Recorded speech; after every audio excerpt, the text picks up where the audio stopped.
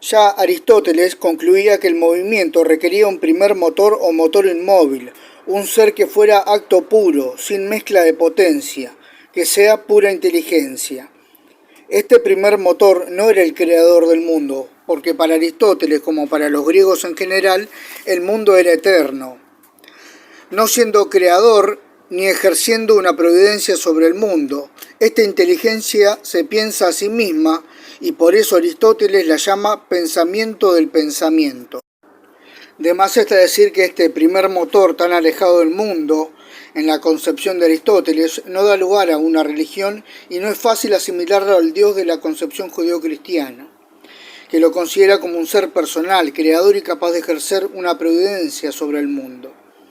No obstante, la unicidad de este primer motor y su carácter de principio primero permiten hallar cierta similitud con el Dios del cristianismo. Ahora bien, en la escolástica medieval se encuentran dos líneas de argumentación en favor de la existencia de Dios. La primera procede de San Anselmo. Puede ser considerada una argumentación puramente racionalista, consistente en deducir de la sola idea de Dios la existencia del mismo. Esta argumentación se puede reducir a lo siguiente: tengo la idea en mi conciencia de un ser absolutamente perfecto, pero un ser perfecto que no existiera ya no sería perfecto, pues carecería de una de las notas encerradas en el concepto de perfección. Por lo tanto, Dios existe. Entonces, el argumento viene a decir lo siguiente: Dios, que por definición es perfecto, si no existiera, no sería perfecto. De la esencia o naturaleza de Dios se deduce la existencia de Dios, más o menos como la definición del triángulo se sigue necesariamente de que tiene tres lados. Este argumento va a ser sostenido todavía por Descartes en el siglo XVII, pero será impugnado por Kant, para quien la existencia no es algo de tipo conceptual, es decir, de una idea. Una esencia o un pensamiento no se puede derivar la existencia. Tampoco Santo Tomás está de acuerdo con la validez del argumento de San Anselmo, pero en cambio propone una serie de argumentos a partir de la experiencia para probar la existencia de Dios, que constituyen la segunda línea a la que nos referimos más arriba. Estos argumentos de Santo Tomás, llamados las cinco vías, son de raíz aristotélica y responden a un esquema común. El punto de partida es un hecho de experiencia, algo que puede ser observado sensiblemente. El segundo paso consiste en plantear que ese hecho de experiencia depende de una causa. En el tercero, se establece que no es posible un encadenamiento de causas que se prolongue hasta el infinito. Y por cuarto y último, se pasa a concluir la existencia de una causa primera que es Dios.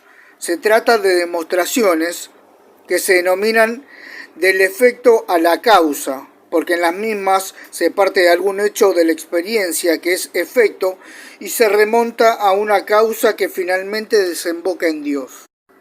Cabe aclarar que utiliza el mismo método de Aristóteles, arranca de lo particular hacia lo general. Este es el pensamiento de Tomás de Aquino. En la primera de las pruebas, llamada del movimiento, el hecho de experiencia que sirve como punto de partida es el movimiento o cambio de las cosas. Pero nada se mueve a sí mismo, sino que se requiere de un motor. El movimiento puede producirse por un motor que a su vez sea movido por otro motor y este por otro, pero no puede continuarse así hasta el infinito. La prueba concluye con el reconocimiento de la existencia de un primer motor, causa primera del movimiento, y que es, en términos filosóficos, equivalente a Dios en términos religiosos. Se ha considerado, no sin razón, que este tipo de argumentos son anteriores a la enunciación del principio de inercia, en la medida en que consideran el reposo como un estado más originario que el movimiento, mientras que el mencionado principio dice que todo cuerpo sobre el que no se ejercen fuerzas tiende a permanecer en reposo, si está en reposo, y el movimiento si está en movimiento, considerando, por ende, que el movimiento no requiere de más explicaciones que el reposo. Las demostraciones de Santo Tomás concluyen en la existencia de un ser que es acto puro y forma pura, sin mezcla de potencia o de materia. Dios posee, entre otros atributos, los de ser único, eterno e inmutable, que ya habíamos encontrado en el ente concebido por Parménides y otros principios de la concepción cristiana.